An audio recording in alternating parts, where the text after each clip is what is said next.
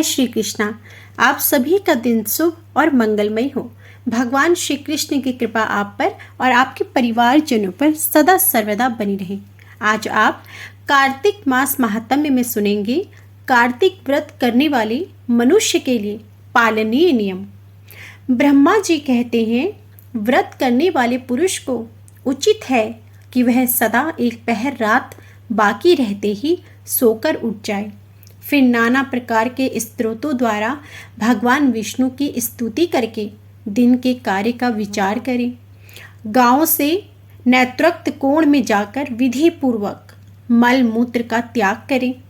यज्ञोपवीत को दाहिने कान पर रखकर उत्तरामुख होकर बैठें। पृथ्वी पर तिनका बिछा दें और अपने मस्तक को वस्त्र से भली भांति ढक लें। मुख पर भी वस्त्र लपेट लें। अकेला रहे तथा साथ जल से भरा हुआ पात्र रखें। इस प्रकार दिन में मल मूत्र का त्याग करें। यदि रात में करना हो तो दक्षिण दिशा की ओर मुख करके बैठे। मल त्याग के पश्चात गुदा में 5 या 7 बार मिट्टी लगाकर धोएं। बाएं हाथ में 10 बार मिट्टी लगाएं, फिर दोनों हाथ में 7 बार और दोनों पैरों में 3 बार मिट्टी लगानी चाहिए। यह गृहस्थ के लिए शौच का नियम बताया गया है। ब्रह्मचारी के लिए इससे दूना, वानप्रस्थ के लिए 3 गुना और सन्यासी के लिए 4 गुना शौच कहा गया है। यह दिन में शौच का नियम है, रात में इससे आधा ही पालन करें। यात्रा में गए हुए मनुष्य के लिए उससे भी आधे शौच का विधान है तथा स्त्रियों और शूद्रों के लिए उससे भी आधा शौच बताया गया है। शौच कर्म से हीन पुरुष की समस्त क्रियाएं निष्फल होती हैं। तदंतर दांत और जीवा की शुद्धि के लिए वृक्ष के पास जाकर यह मंत्र पढ़े। आयुर्बलम यशो वर्चम प्रजाम पशु वशिनी च ब्रह्म प्रज्ञाम च मेधाम च त्वम नो देहि वनस्पति। हे वनस्पति, आप मुझे आयु, बल, यश, तेज, संतति, पशुधन, वैदिक ज्ञान, प्रज्ञा और धारण शक्ति प्रदान करें। ऐसा कहकर वृक्ष से 12 अंगुल की दातुन से, दूध वाले वृक्षों से दातन नहीं लेनी चाहिए। इसी प्रकार कपास, कांटेदार वृक्ष तथा जले हुए पेड़ से भी दातुन लेना मना है, जिससे उत्तम गंध आती हो और जिसकी टहनी कोमल हो। ऐसे ही वृक्ष से दंतवान ग्रहण करना चाहिए। उपवास के दिन नवमी और षष्ठी तिथि को, श्राद्ध के दिन रविवार को, ग्रहण में प्रतिपदा को तथा अमावस्या को भी काष्ठ से दातन नहीं करनी चाहिए। जिस दिन दातन का विधान नहीं है उस दिन 12 कुल्ले कर लेने चाहिए। विधि पूर्वक दांतों को शुद्ध करके मुंह को जल से धो डालें और भगवान विष्णु के नामों का उच्चारण करते हुए 2 घड़ी रात रहते ही स्नान के लिए जलाशय पर जाएं। कार्तिक के व्रत का पालन करने वाला पुरुष विधि से स्नान करें, फिर धोती निचोड़कर अपनी रुचि के अनुसार तिलक करें। तत्पश्चात अपनी शाखा के अनुकूल अहिंक सूत्र की बताई हुई पद्धति से संध्योपासना करें। जब तक सूर्योदय ना हो जाए तब तक गायत्री मंत्र का जाप करता रहें।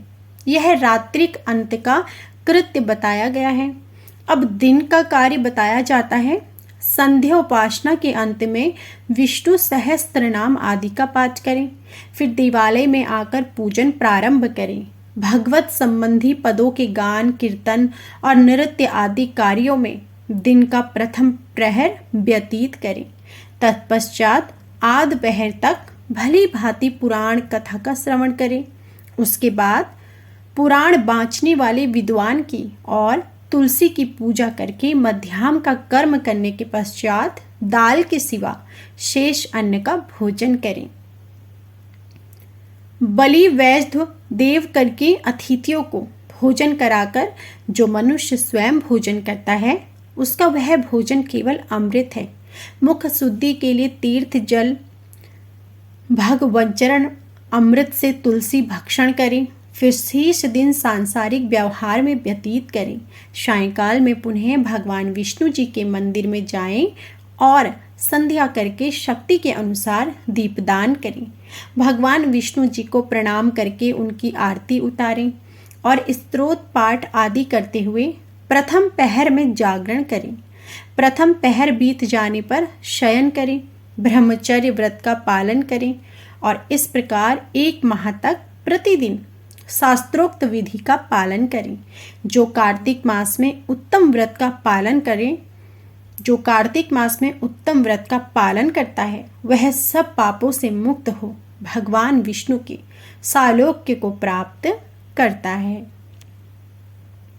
कार्तिक मास आने पर निषिद्ध वस्तुओं का त्याग करना चाहिए।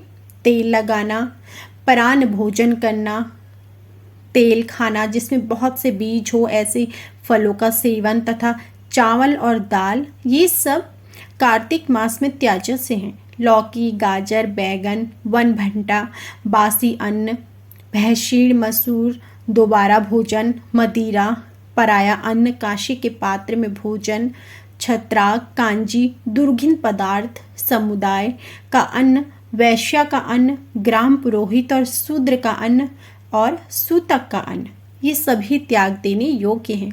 श्राद्ध का अन्न, रजस्वला का दिया हुआ अन्न, जन शौच का अन्न और लसौड़े का फल, इन्हें कार्तिक व्रत का पालन करने वाला पुरुष अवश्य त्याग दे। निषिद्ध पत्तलों में भोजन न करें। महुआ, केला, जामुन और पकड़ी, इन पत्तों में भोजन करना चाहिए। कमल के पत्तों पर कदापि भोजन न करें। कार्तिक मास आने पर जो वनवासी मुनियों के अनुसार नियमित भोजन करता है वह चक्रपाणी भगवान विष्णु के परम धाम में जाता है। कार्तिक मास में प्रातःकाल स्नान और भगवान की पूजा करनी चाहिए। उस समय कथा श्रवण उत्तम माना गया है। कार्तिक में केला और आंवले के फल का दान करें और शीत से कष्ट पाने वाले ब्राह्मण को कपड़ा दें। जो कार्तिक में भक्ति पूर्वक भगवान विष्णु को तुलसी दल समर्पित करता है वह संसार से मुक्त हो भगवान विष्णु के परम पद को प्राप्त होता है। श्री हरि के परम प्रिय कार्तिक मास में जो नित्य गीता पाठ करता है उसके पुण्य फल का वर्णन सैकड़ों वर्षों में भी नहीं किया जा सकता। जो श्रीमद् भागवत का भी श्रवण करता है वह सब पापों से मुक्त हो परम शांति को प्राप्त होता है। जो कार्तिक की एकादशी को निराहार रहकर व्रत करता है वह निसंदेह पूर्व जन्म के पापों से मुक्त हो जाता है। जो कार्तिक में भगवान विष्णु की प्रसन्नता के लिए दूसरे के अन्न का त्याग करता है वह भगवान विष्णु के प्रेम को भली भांति प्राप्त करता है। जो राह चलकर थके मांदे और भोजन के समय पर घर पर आए हुए अतिथि का भक्ति पूर्वक पूजन करता है वह सहस्त्रों जन्मों के पाप का नाश कर डालता है। जो मूढ़ मानव वैष्णव महात्माओं की निंदा करते हैं वे अपने पितरों के साथ महारौरव नरक में गिरते हैं। जो भगवान की और भगवत भक्तों की निंदा सुनते हुए भी वहां से दूर नहीं हट जाता वह भगवान का प्रिय भक्त नहीं है। जो कार्तिक मास में भगवान विष्णु की परिक्रमा करता है उसे पग पग पर अश्वमेध यज्ञ का फल प्राप्त होता है। जो कार्तिक मास में पराई स्त्री के साथ संगम करता है उसके पाप की शांति भला कैसे होगी, यह बताना तो असंभव है। जिसके ललाट में तुलसी की मृति का तिलक दिखाई देता है उसकी ओर देखने में यमराज भी समर्थ नहीं है, फिर उनके भयानक दूतों की तो बात ही क्या है। कार्तिक में भगवान विष्णु की प्रसन्नता के लिए धर्म का अनुष्ठान करना चाहिए। मास व्रत तक समाप्ति होने पर उस व्रत की पूर्णता के साथ श्रेष्ठ ब्राह्मण को दान देना चाहिए। जो कार्तिक में भगवान विष्णु के मंदिर में चूना आदि का लेप कराता है तथा तस्वीर आदि लिखता है वह भगवान विष्णु के समीप आनंद का अनुभव करता है। जो ब्राह्मण कार्तिक मास में गर्भ स्त्री के समीप सतरुद्री का जाप करता है उसके मंत्र की सिद्धि होती है। जिन्होंने 3 वर्षों तक काशी में रहकर भक्ति पूर्वक सांगोपांग कार्तिक व्रत का अनुष्ठान किया है उन्हें संपत्ति, संतति, यश तथा धर्म बुद्धि की प्राप्ति के द्वारा इस लोक में ही उस व्रत का प्रत्यक्ष फल दिखाई देता है। कार्तिक में प्याज, सिंघाड़ा, सेज, बेर, राई, नशीली वस्तु, चिवड़ा इन सब का उपयोग ना करें। कार्तिक व्रत करने वाला मनुष्य देवता, वेद, ब्राह्मण, गुरु, गौ, व्रती स्त्री, राजा और महात्माओं की निंदा ना करें। कार्तिक में केवल नरक चतुर्दशी यानी दिवाली के एक रोज पहले को शरीर में तेल लगाना चाहिए। उसके सिवा और किसी दिन व्रती मनुष्य तेल ना लगाए। नालिका, मूली, कुम्हड़ा, कैथ इनका भी त्याग करें।